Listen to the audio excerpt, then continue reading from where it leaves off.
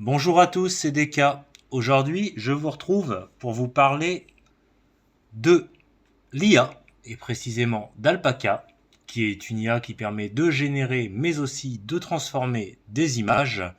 Donc, nous sommes partis. Alors, petite précision, dans un premier temps, je vais vous présenter les choses qui sont liées à l'interface du site qui propose Alpaca, donc l'IA en question. Et ensuite, on rentrera dans une partie un peu plus pratique et on fera des petits exercices, on va dire. Donc là, je suis sur la page d'accueil. Sur la page d'accueil, il n'y a pas grand-chose à voir, si ce n'est ce qui se trouve là à gauche dans un premier temps. Petite précision, la première fois que vous allez vous connecter, vous ne serez probablement pas tout de suite là-dessus. Vous aurez d'abord à créer un compte. Pour créer un compte, il y a plusieurs possibilités qui se présentent. Soit vous créez un compte en reliant Alpaca à votre adresse mail Google ou Facebook ou autre. Il y a plusieurs possibilités proposées, c'est à vous de voir. Alpaca, au niveau de la page d'arrivée, on a Home, donc c'est là-dessus qu'on est au départ. On a More Tools, donc qui propose des sortes de plugins pour essayer de faire en sorte de correspondre avec Alpaca et puis de pouvoir retravailler des choses qu'on a générées sur Alpaca. Là, en l'occurrence, vous voyez que le plugin, c'est Photoshop, donc j'en parlerai pas plus avant, puisque moi-même, je n'utilise pas Photoshop. On a l'onglet Learn, qui permet de regarder des tutos qui sont en précise, mais ça peut être intéressant si vous voulez aller un peu plus loin dans Alpaca, sachant que, à mon avis, les tutos sont surtout faits pour les personnes qui ont accès à la version standard ou pro d'Alpaca. Justement, puisque je parle de version, vous avez ici un onglet qui s'appelle Manage Subscription, donc subscription, compliqué à dire ce mot. Et là-dedans, on vous présente les différents plans tarifaires. Nous, on va utiliser, comme d'habitude, quand je fais de la présentation d'IA, du libre, donc du free, mais il y a aussi une version standard et une version pro. Dans la version libre, à quoi on a accès? Eh bien, on a accès, et c'est ça qui est intéressant, à 100 générations par jour. Alors 100 générations, ça veut dire quoi? Vous avez peut-être eu l'occasion de tester des IA qui, lorsque vous utilisez une génération, ça vous génère 4 images. Là, en l'occurrence, dans Alpaca, ça n'est pas le cas. Alpaca, quand vous faites une génération, vous avez, en mode gratuit, une image. Ça n'est pas le cas en mode pro. En mode pro, vous avez bien 4 images. Alors on pourrait se dire, oui, c'est pas terrible, il y a des modèles gratuits sur d'autres IA qui sont mieux, puisque c'est 4 images, mais attention, parce que si vous tapez une phrase, un prompt, comme on appelle ça dans le jargon, par exemple une fée au-dessus d'une maison, eh bien, si par exemple la maison vous la vouliez bleue à la base et la fée vous la vouliez dans un costume vert à la base et que vous ne l'avez pas précisé, eh bien d'office il va vous générer 4 images qui seront peut-être pas adaptées en termes de couleur à ce que vous cherchez. Là certes Alpaca vous en génère qu'une seule, mais entre chaque image, eh bien vous pouvez venir modifier votre prompt. Donc c'est quand même intéressant. Il y a indiqué qu'il n'y a qu'un seul style de référence. Ça j'en veux plus tard. En fait, c'est des sortes de, je dirais, de styles graphiques qui peuvent être proposés et on n'en a qu'un seul de base qui est proposé en mode gratuit. Pour le reste, vous voyez que ça concerne Photoshop, donc je n'en parlerai pas. La formule standard est à 10 $ par mois. Elle offre un accès de génération illimité. Par contre, on a toujours un seul style de référence. La version Pro débloque toutes les possibilités d'Alpaca et je vous laisse quelques secondes pour lire le détail si jamais cette version Pro à 24 $ par mois vous intéresse. Moi, je le rappelle, je suis en version free. Donc, on va revenir sur l'accueil. Et depuis l'accueil, on va pouvoir regarder un certain nombre de choses.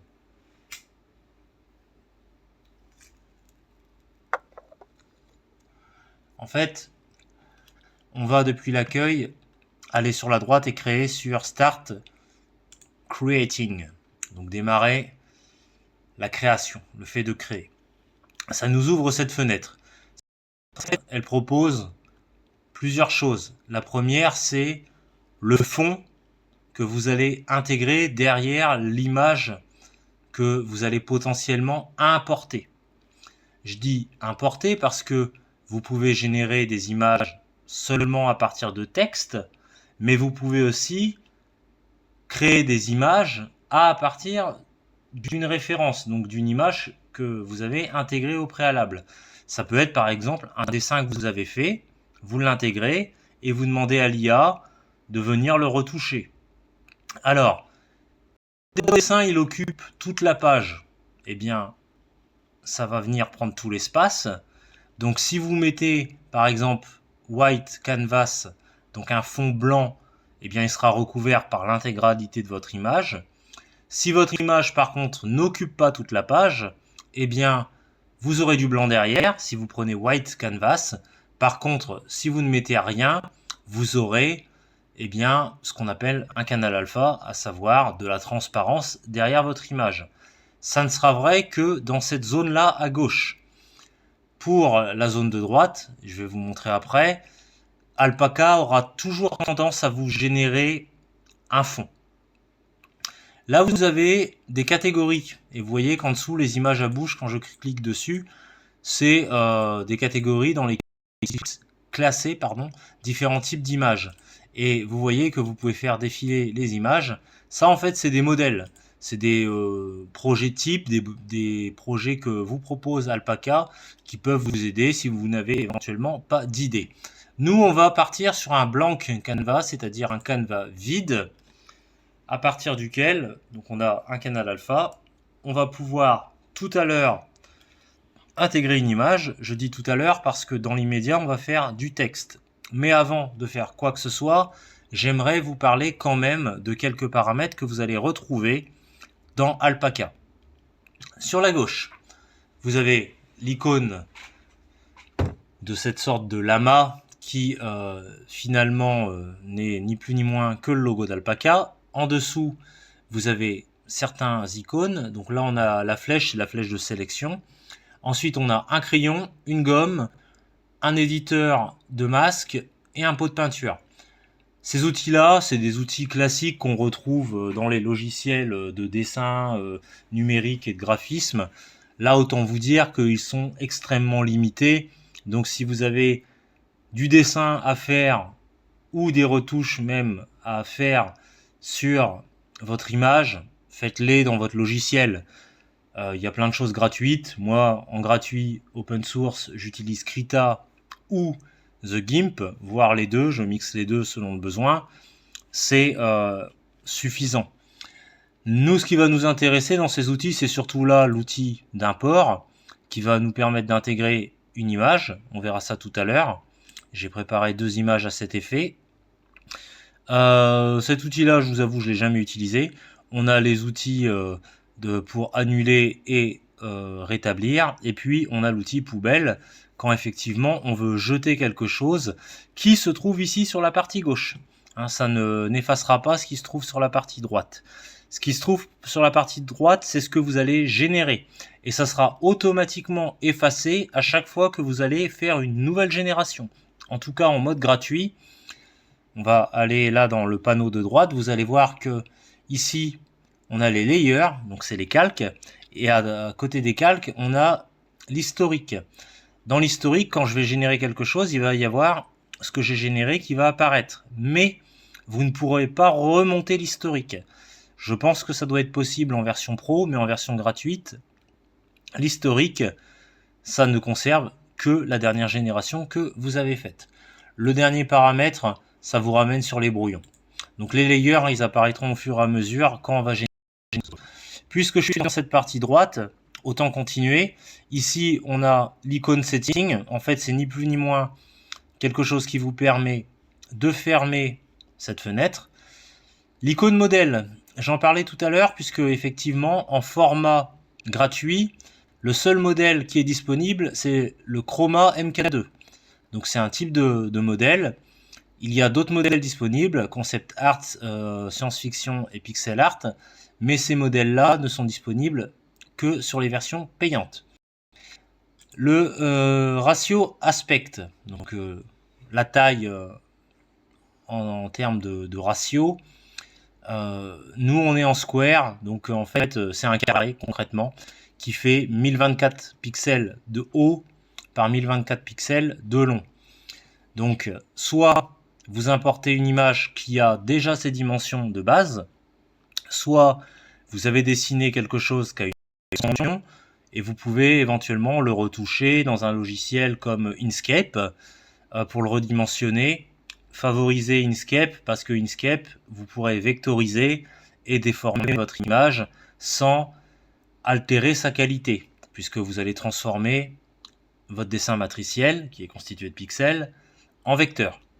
Donc ça peut être intéressant. Et quoi qu'il en soit, dans Alpaca, en mode gratuit, on n'a qu'un seul format, du 1024 par 1024. Les autres formats sont disponibles en version payante. Le nombre d'images qu'on peut générer, vous voyez, une seule image à chaque génération.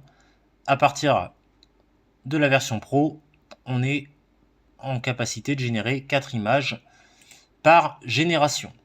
Vous voyez, si je remonte là tout en haut, qu'il y a indiqué 44 Daily Generation Remaining. C'est parce qu'en fait aujourd'hui il me reste la possibilité de faire 44 générations. J'ai déjà utilisé Alpaca dans la journée. Upgrade, ça vous ramène vers les différents plans financiers, les différents types d'offres. Download, ça va vous permettre de télécharger les images que vous avez générées, mais vous verrez tout à l'heure qu'on pourra le faire directement en bas. Upscale, ça n'est pas disponible, hein. Là on est bloqué à, comme je le disais, à la version Square, donc on ne peut pas aller plus loin en termes d'upscale. Le Video View Keyboard Shortcut, c'est pour les raccourcis clavier. Personnellement, je trouve que c'est assez inutile. Et ici, vous avez un livre qui concerne le guide et la documentation d'Alpaca. Au milieu, on vous indique que vous êtes sur Alpaca Editor et que c'est la version gratuite. Donc voilà pour ce qui est de l'interface Alpaca et à peu près de l'ensemble des paramètres globaux. Avant de générer quoi que ce soit, je m'excuse, il y a beaucoup de choses à vous dire, mais au moins vous serez tenu au courant, parce que c'est surtout là-dessus qu'on va travailler nous. C'est cette partie qui est là en bas. Donc cette partie là en bas, concrètement, elle est constituée de 3 choses. La première, c'est les presets. Pour l'instant, c'est inactif. Je vous montrerai après à quoi ça correspond. Des barres de paramétrage qui sont ici et une barre qui vous permet de taper du texte. Alors, je regarde des paramètres parce que vous voyez, ces paramètres-là, moi-même, j'ai jamais eu l'occasion de les utiliser. Donc ça sera peut-être un test à faire à un moment ou à un autre. On va rester dans les choses simples. On va commencer par la barre de texte, puisqu'on va générer pour commencer quelque chose à partir de texte. Donc la barre de texte, on va y taper, comme le nom l'indique, du texte. Ayez une préférence parce que, en général, les IA ont une meilleure reconnaissance et apprécient beaucoup plus l'anglais. Donc ayez une préférence pour l'anglais. Ayez aussi une attention particulière sur le fait que parfois, quand on met quelque chose en bout de phrase, c'est moins pris en compte que si on le mettait en début de phrase. Donc ayez une attention par rapport à ça. Et enfin, Alpaca ne permet pas non plus de taper une quantité de caractères illimitée. Donc là, je ne sais pas combien on peut en générer au maximum. Je fais un test, mais à mon avis, il va me dire stop à un moment. Donc vous voyez, là, en fait, il m'a dit stop au bout de la 4e ligne. Donc je ne sais pas combien ça représente de caractères, mais quatrième ou cinquième ligne, donc ça doit voilà, représenter à peu près 4 phrases à peu près. Donc on doit être entre 250 et 300 caractères à mon avis. Donc c'est pas mal, mais ça reste légèrement plus limité que certaines IA, donc ayez ça à l'esprit. Donc nous on va commencer simple, on va pas faire des grandes phrases, on va commencer par lui demander de générer, on va faire quelque chose de très simple. Alors je vais rester en français, on va lui demander de générer une maison sans preset particulier. Et après, je vais vous expliquer à quoi servent les barres déjà de paramètres et ensuite les presets. Donc là, il me génère quelque chose. Le souci, c'est que ce qu'il me génère en soi, eh bien, c'est en lien avec une maison. Mais qu'est-ce que c'est? C'est une pièce qui se trouve où? Alors on a l'air d'être sur une terrasse extérieure, et puis on aurait une grande entrée sans porte qui donne un visuel sur l'intérieur de la maison. Donc là, c'est très vague. C'est très vague. On voit qu'au niveau des paramètres, il a deux entrées possibles. Il a change et freedom. Donc là, change, ça va être le périmètre de liberté que vous lui donnez. Freedom, ça va être la possibilité qu'a le logiciel en termes de liberté au sein du périmètre que vous lui avez donné. Je m'explique. D'ailleurs, on va illustrer ça par un autre prompt. Imaginez que vous avez un mouton. Et on générera un mouton par la suite. Vous pouvez créer un périmètre très grand pour mettre votre mouton dedans. Le périmètre, on va dire qu'il fait 100 mètres carrés. Vous pouvez dire à votre mouton, t'es gentil, mais dans les 100 mètres carrés, tu n'as le droit de te balader que dans 10 mètres carrés. Tu es libre, mais libre sur une surface de 10 mètres carrés au sein des 100 mètres carrés. Et si on génère notre mouton avec ces paramètres-là,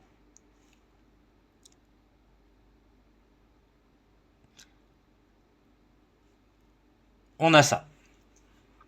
On va faire autre chose. On va imaginer que notre périmètre, on le réduit. Et on n'a plus un enclos, un périmètre de 100 mètres carrés, mais là pour le coup, on a un périmètre seulement de 10 mètres carrés. Donc c'est un petit enclos. Par contre, on dit à notre mouton, certes l'enclos il est petit, mais tu peux te balader où tu veux. Donc on lui donne 100% de liberté. Et là, on va générer une image. Je prends cette analogie volontairement parce que il me semble que c'est l'analogie la plus simple pour comprendre comment interagissent les deux paramètres change et freedom. Donc il nous a généré une toute autre image qui est sympathique aussi, avec à l'arrière d'autres moutons. Alors petite bizarrerie là visiblement, mais c'est pas grave. On va essayer quand même avec le terme anglais. Donc là on va garder ces paramètres là et on va voir si ça change quelque chose.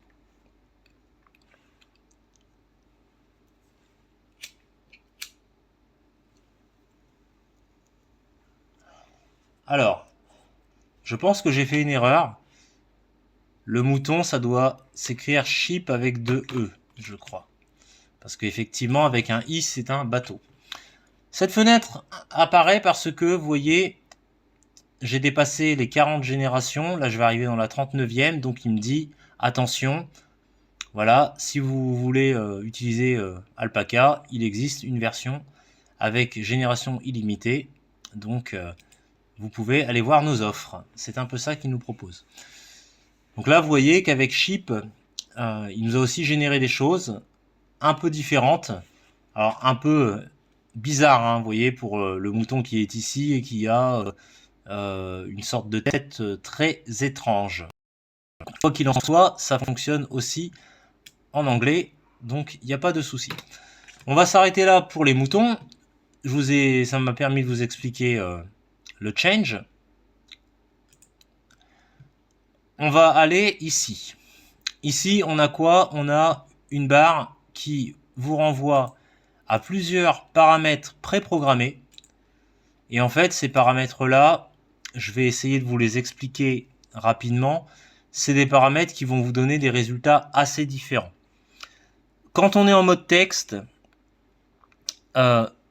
ces trois paramètres-là, Refine, Light et Full Renderer, ils vont pas avoir beaucoup d'incidence.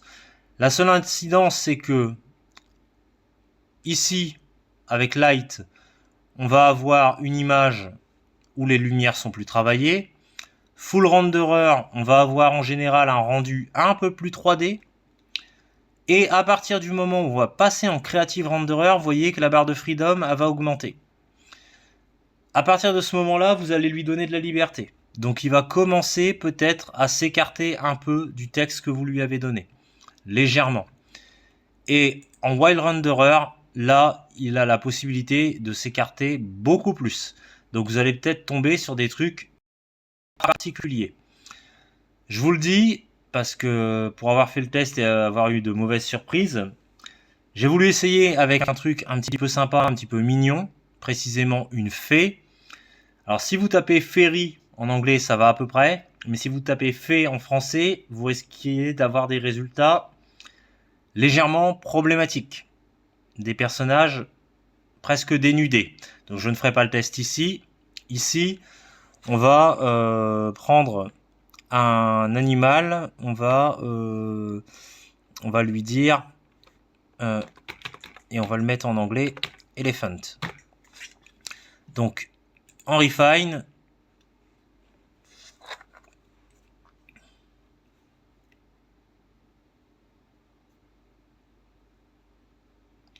on a un éléphant, qui est plutôt sympa.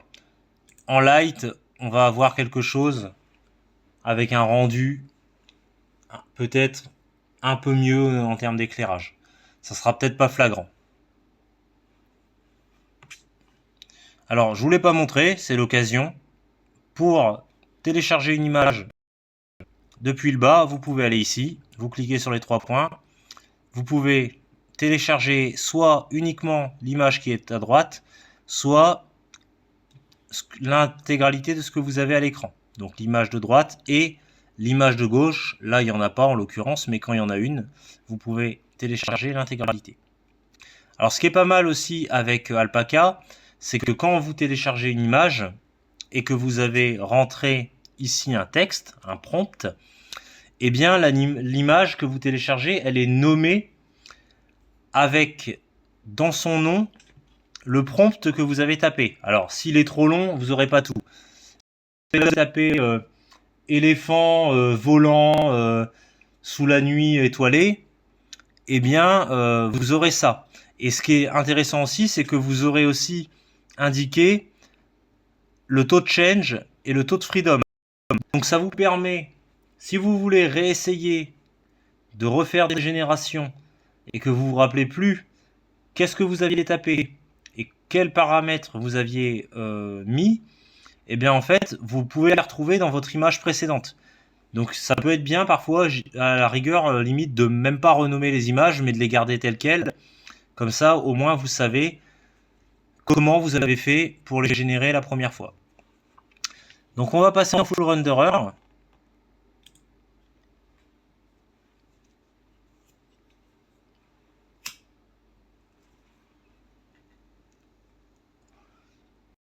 Un côté un peu moins réaliste et assez étrange. Hein. On a un éléphant bizarre. Créative, mais on commence à avoir un éléphant bizarre parce que le taux de change, il est à 100%. Donc il s'autorise le droit de changer des choses. Bon, c'est pas mal, c'est pas abracadabrant, on va dire. Alors vous voyez aussi qu'il a une Alpaca, c'est la tendance à vous générer des choses quasiment toujours de face. Donc il y a des choses pour lesquelles c'est pas très problématique, mais quand vous voulez scène d'un personnage dans une ville. Peut-être que vous voulez que votre personnage il soit aperçu depuis le balcon d'un immeuble, par exemple. Donc, faut pas espérer, avec simplement du texte, avoir un angle de caméra de type plongée ou contre-plongée. Ça, faut pas trop y compter. Et j'ai testé d'autres IA, elles ont pour la plupart des difficultés avec ce genre de choses. Pour arriver à ce genre de résultat, je pense qu'il va falloir justement leur donner déjà une image de référence. Donc là, vous voyez, on a généré des choses à partir de texte.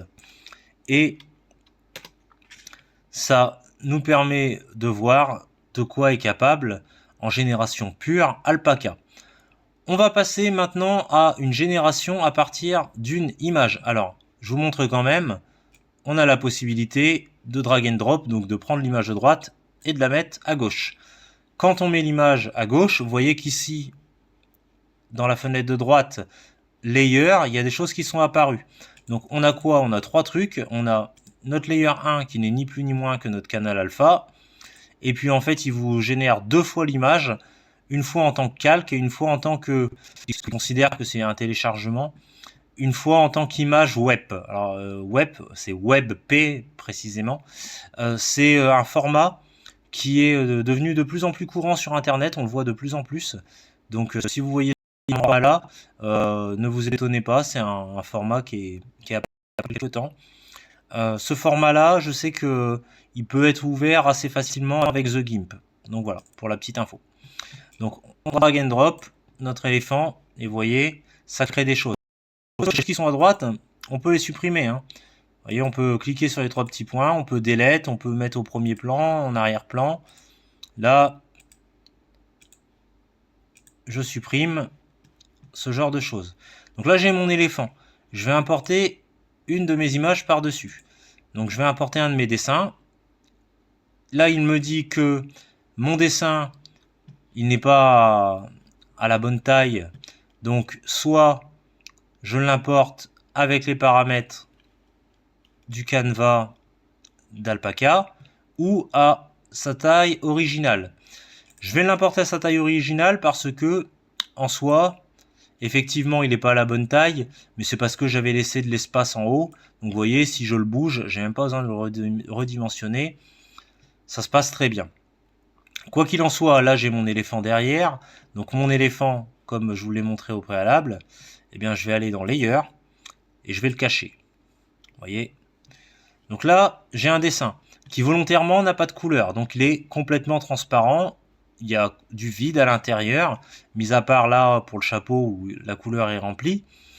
Mais ça me permet de vous montrer de quoi il est capable quand il y a du vide. Alors je ne vais pas tester tous les paramètres, je vais vous montrer le premier, parce que je ne veux pas vous cacher que dans ces cas-là, ça va pas être terrible. On va tester en Refine. En Refine, il va surtout me retravailler les lignes, les contours que j'ai tracés. Vous allez voir que théoriquement, il devrait, je m'y attendais, voilà, générer quelque chose qui manque de cohérence, parce que c'est pas très bien défini, et puis en plus, vous voyez que là, on a un effet tissu, presque 3D, mais en même temps, on a des lignes 2D. Donc, il sait pas trop ce qu'il doit en faire de ce truc-là. Alors, je vais pas vous montrer les autres paramètres parce qu'en fait, Light Renderer va apporter juste un peu de lumière. Alors, il va peut-être changer les couleurs, etc. parce que il a pas de précision en termes de couleurs. Donc, il va peut-être moduler les couleurs, mais il va juste ajouter de la lumière. Ça sera toujours assez moyen au niveau du visage. Full Renderer, il va ajouter un effet 3D, ça sera toujours moyen. Créative, ça sera pas beaucoup mieux. On sera Full Renderer, on sera presque dans quelque chose qui ressemble à un jouet, à une figurine, et Creative Renderer, on sera plus dans de la 3D qui ressemble à un personnage modélisé en 3D pour un film d'animation. Mais ça sera pas génial. Moi, je vais vous montrer Wild Renderer, parce que là, vu qu'il a beaucoup de liberté, bah, même s'il a une image de référence, vous allez voir que théoriquement, il devrait me générer un peu n'importe quoi. Voilà. Alors ça, c'est courant. Les chats et les renards, c'est un truc très courant. Je pense que l'IA a dû être formée sur ce type d'image, et du coup, quand on lui laisse de la liberté, c'est ce qu'elle nous sort en premier. Donc, on va revenir en refine et on va tester un truc. Juste, on va lui donner une précision. Homme avec une barbe noire.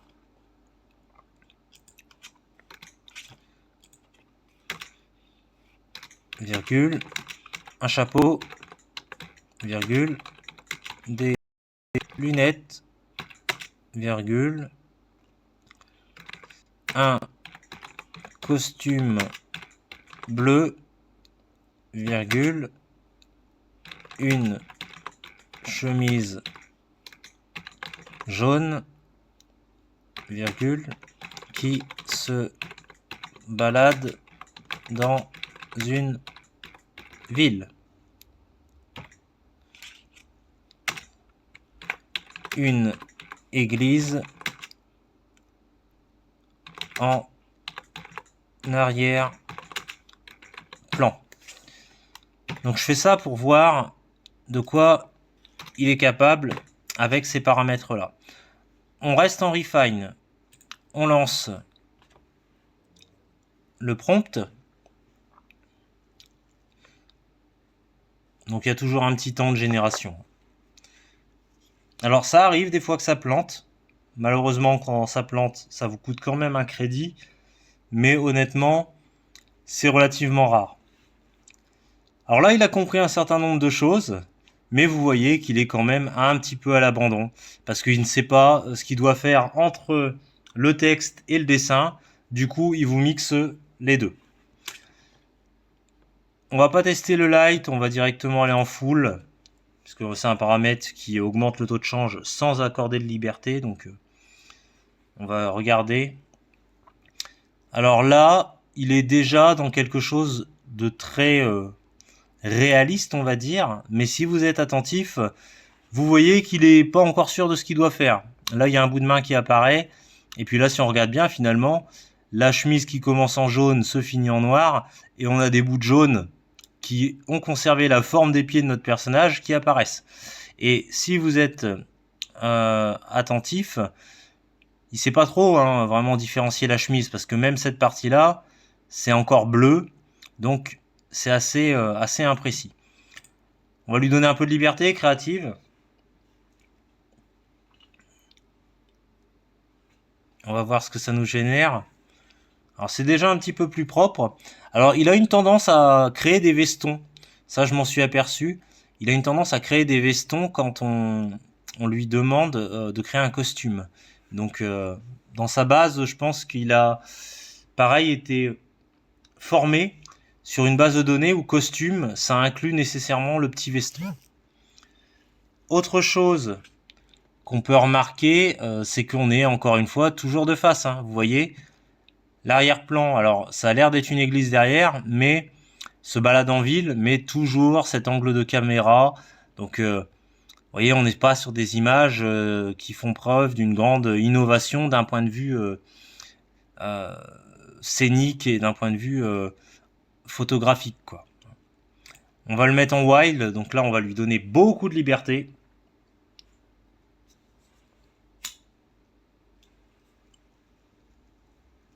Donc on a quelque chose d'un peu plus réaliste, plus dynamique. On est sur un plan un peu moins fixe, un peu moins de face. Donc c'est déjà un peu plus sympa.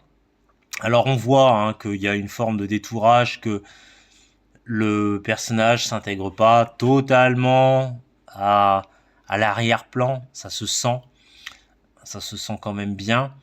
Mais pas mal, il n'y a pas trop de défauts sur les mains, ce qu'on pourrait redouter. Il nous comprend bien la chemise jaune, ce qui n'est pas toujours le cas, donc là je suis assez surpris. C'est plutôt pas mal, honnêtement, je vous avoue que c'est bien. Bon, il a l'intégration de ce veston, mais on est plutôt pas mal. Si on veut l'aider au mieux, je vais enlever mon texte. Je vais upload une image. Je vais l'importer en native size. Je vais, comme tout à l'heure, cacher mon layer. On va se remettre en refine. Et là, qu'est-ce que c'est? C'est un dessin, c'est le même que tout à l'heure, auquel j'ai ajouté des couleurs. Je ne lui donne pas de texte. On va voir s'il est capable de comprendre les couleurs et de les réutiliser. Théoriquement, il n'a pas de liberté et il n'a pas de taux de change. Donc vous voyez qu'il reste assez proche de ce qu'on a à la base. Maintenant, qu'on soit bien d'accord, il vous intègre quand même des choses. Alors déjà, il refait un liner, on va dire, et surtout, il vous intègre un fond. Parce qu'il a toujours tendance à vous intégrer un fond. Et d'ailleurs, il vous intègre, même si on n'est pas en light renderer, quelques ombres. Donc ça, c'est un peu dommage, parce que selon les projets dont vous avez besoin, ça pourrait être plus intéressant d'avoir une IA qui ne vous génère pas de fond. Alors peut-être qu'en mode standard ou pro, c'est possible. Là, effectivement, si vous êtes satisfait, que vous avez besoin que du bonhomme, il vous faudra retraiter l'image dans un logiciel externe pour pouvoir supprimer le fond. Donc pour ce faire, là, je vous recommande clairement en open source The GIMP. On va tester quand même un petit light renderer pour que vous voyez la différence. On n'a pas testé réellement tout à l'heure.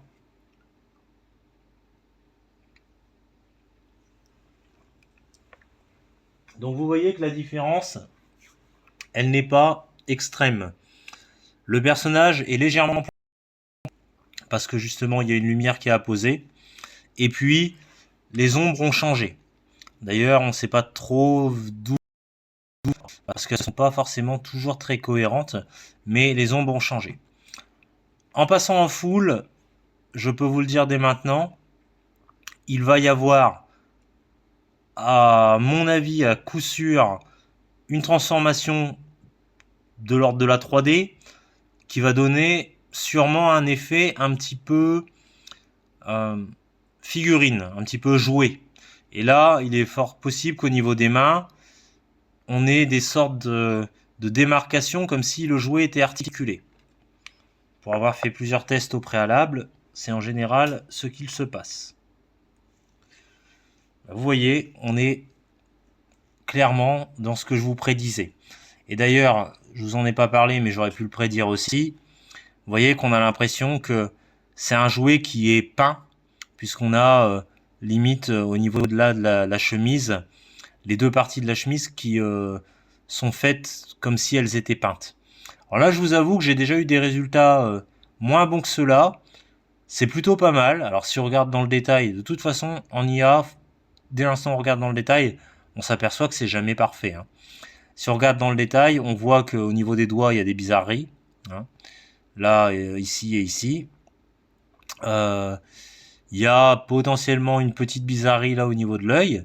Si on regarde vraiment dans le détail, on s'aperçoit que les lunettes, hein, elles ont disparu.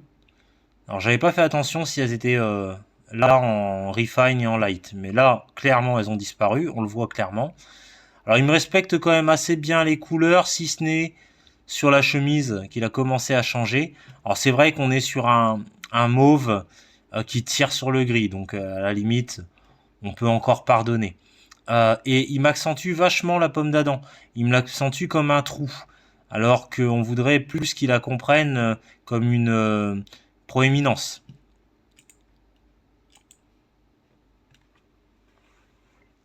On est en créatif. Enfin, en tout cas, on lance un truc en créatif. Donc, pomme d'Adam, dont on vient de parler, même problème. Le visage est plus intéressant parce que là, pour le coup, il a gardé les lunettes. Par contre, on a toujours ce problème de chemise qui n'est pas mauve. Le reste est assez intéressant, si ce n'est que, effectivement, on a un rendu très 3D.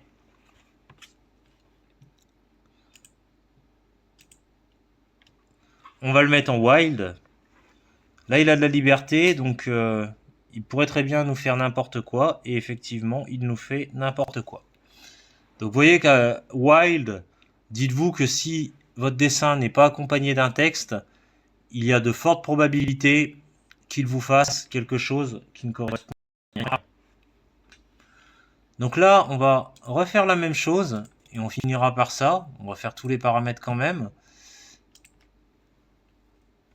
On va rajouter le texte de tout à l'heure. Pour la raison que voici, en fait, on va essayer de l'embêter. Voyons, on va lui dire que le chapeau il est vert, alors que sur le dessin il est noir, que le costume il est bleu, que la chemise elle est jaune, pour voir qu'est-ce qu'il prend en compte. Le texte en priorité ou l'image. Et on va donner une précision parce que sinon je sais qu'il va nous faire des bizarreries. On va lui dire représente moi. Non, représente, on va pas dire moi, on va dire représente dans un style bande dessinée. Hop. Un homme avec une barbe noire, un chapeau vert, des lunettes, un costume bleu, une chemise jaune qui se balade dans une ville en arrière-plan. Pourquoi j'ai précisé en mode bande dessinée? Parce que vous avez vu que précédemment, il nous a fait à chaque fois, à partir de Full Renderer et de Creative Renderer, des rendus qui étaient en 3D. Nous, on veut garder notre personnage dans un style dessin, donc c'est pour ça que je précise. Et théoriquement, ça devrait l'aider.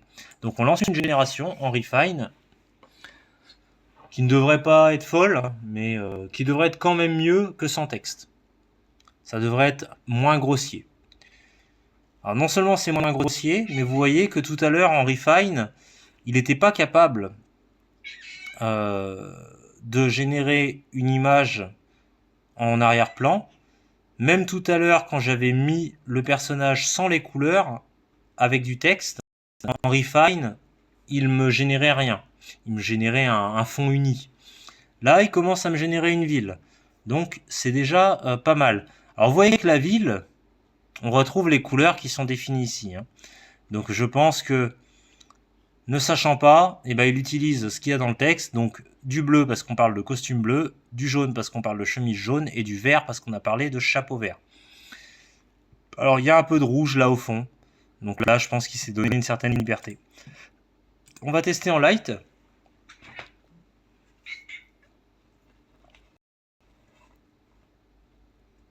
Je m'excuse, vous entendez probablement les miaulements du chat qui s'impatiente. Alors, le dessin est plutôt pas mal.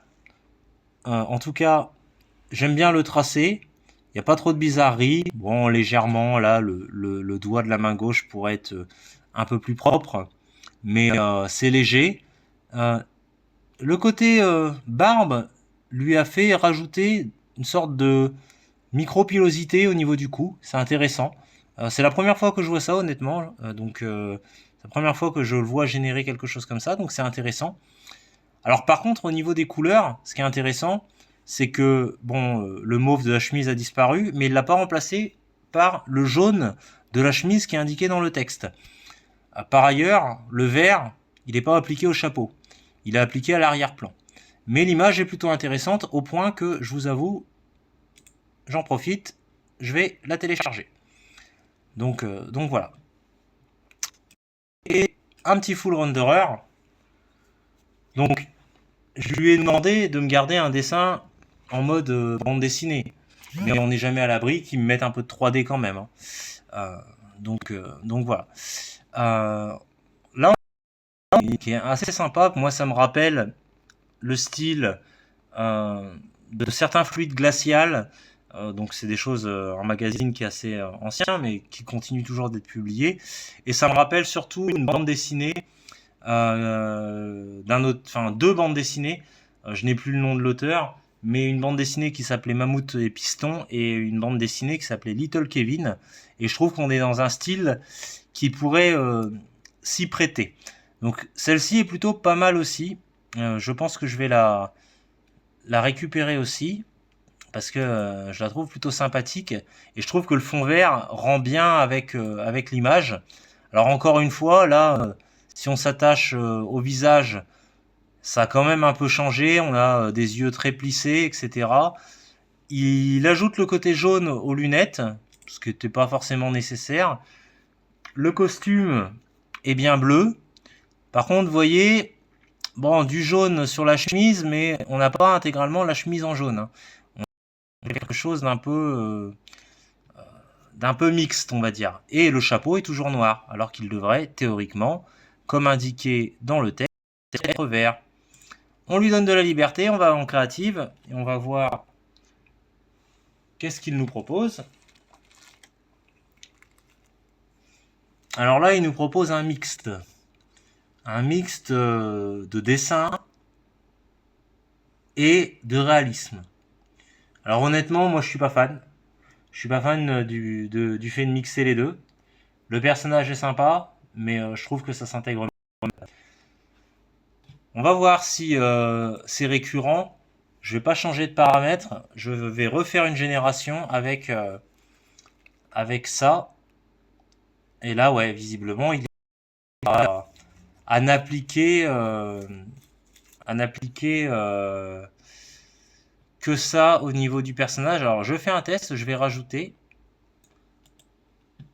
Je vais copier dans un style bande dessinée à la fin de la phrase une église en arrière-plan pour voir si là il me met le décor en mode bande dessinée.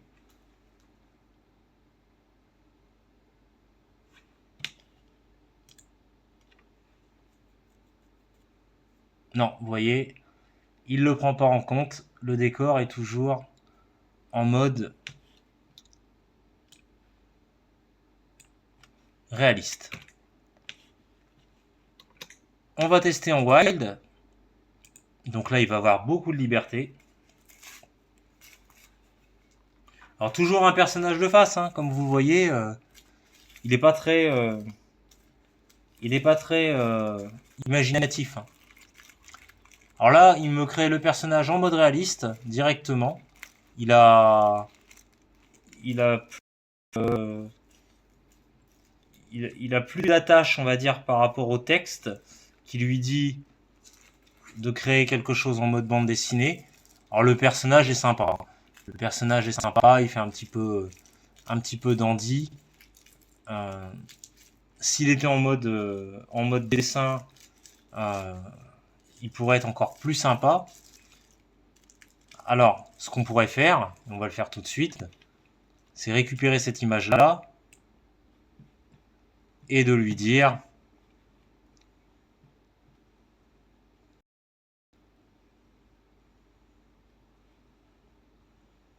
elle va peut-être me changer des trucs.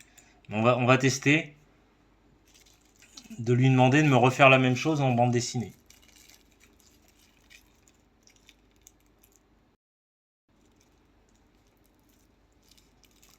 Non, il reste dans le réalisme. Mais on pourrait potentiellement la transformer en mode peut-être refine.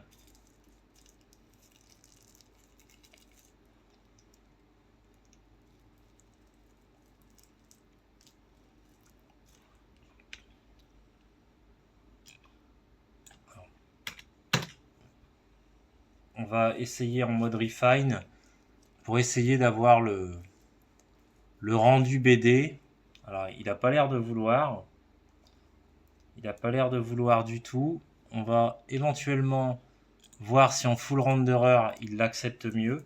Parfois ça arrive, hein, que ça accepte mieux. Ouais, là vous voyez on est dans quelque chose d'un plus un peu plus un peu plus graphique au sens bande dessinée. Donc ça déjà c'est déjà un peu mieux. Je vais la récupérer et on va faire un dernier test puisqu'on parle de style. Dans un style on va lui dire dans un style Dragon Ball Z par exemple. et on va voir ce qu'il peut faire.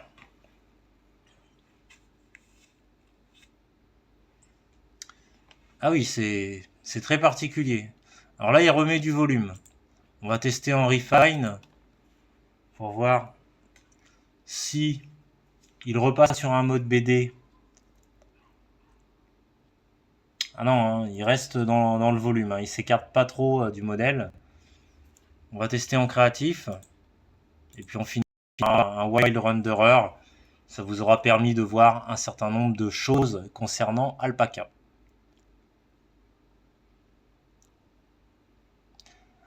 C'est très particulier, mais c'est rigolo, c'est rigolo.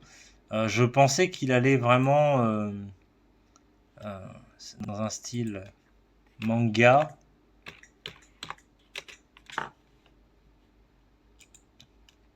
Je pensais qu'il allait insister sur le style manga et pas seulement ajouter des éléments à Dragon Ball. Alors, oui, alors là pour le coup, il prend beaucoup trop de liberté par rapport à l'image. Mais c'était du Dragon Ball Z. Hein. C'était peut-être même du Dragon Ball GT. Ouais, donc là en fait, c'est très Dragon Ball, donc en fait le côté Dragon Ball prend le pas. On va enlever Dragon Ball pour laisser juste manga. Ah, c'est déjà plus sympa. C'est déjà plus sympa. C'est dommage que l'arrière-plan soit pas en mode manga. On va essayer juste d'augmenter un petit peu, de le mettre à 50. Son wild il est à 80, on va le mettre à 50 pour voir s'il fait quelque chose d'un peu plus intéressant. Ah, le fond est toujours en mode réaliste. C'est un peu dommage, hein. C'est un peu dommage parce que on pourrait avoir quelque chose d'un peu plus sympa si l'intégralité de l'image était en mode manga. Alors là, ça s'intègre un peu mieux, mais ça reste un fond qui n'est pas dessiné, hein, ça se sent. Et puis là, on revient à peu près sur des paramètres qui sont les mêmes que ceux que propose le Wild Renderer. Et effectivement, bah là pour le coup, on est de plus en plus éloigné de notre dessin d'origine. Donc voilà, c'était une vidéo relative à Alpaca qui vous permet de comprendre d'une part comment ça fonctionne, de voir ce que vous pouvez faire avec, quelles en sont les limites, et puis j'espère de vous inviter à le découvrir et de vous amuser avec.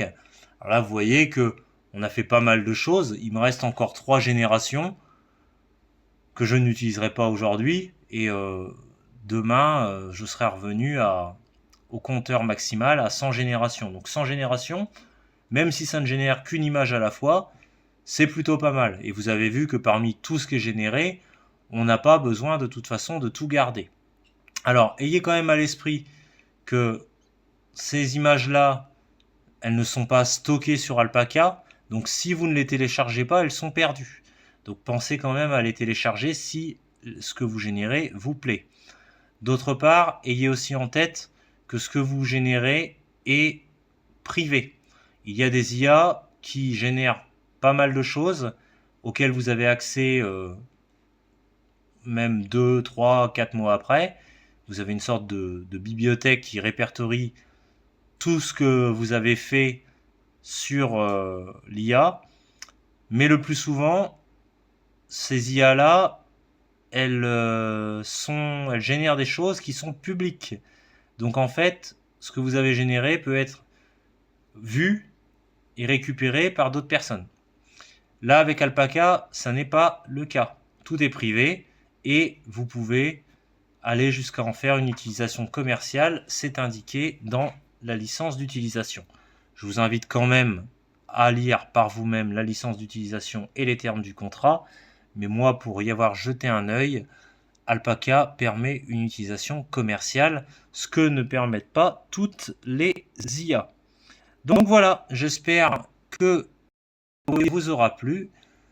Je vais vous laisser ici et on se retrouvera prochainement sur une vidéo qui concernera soit des choses en rapport avec les univers graphiques, en rapport avec des interfaces, ou sur des choses plus liées à l'animation et ou la programmation. D'ici là, je vous souhaite une bonne soirée et je vous dis à bientôt.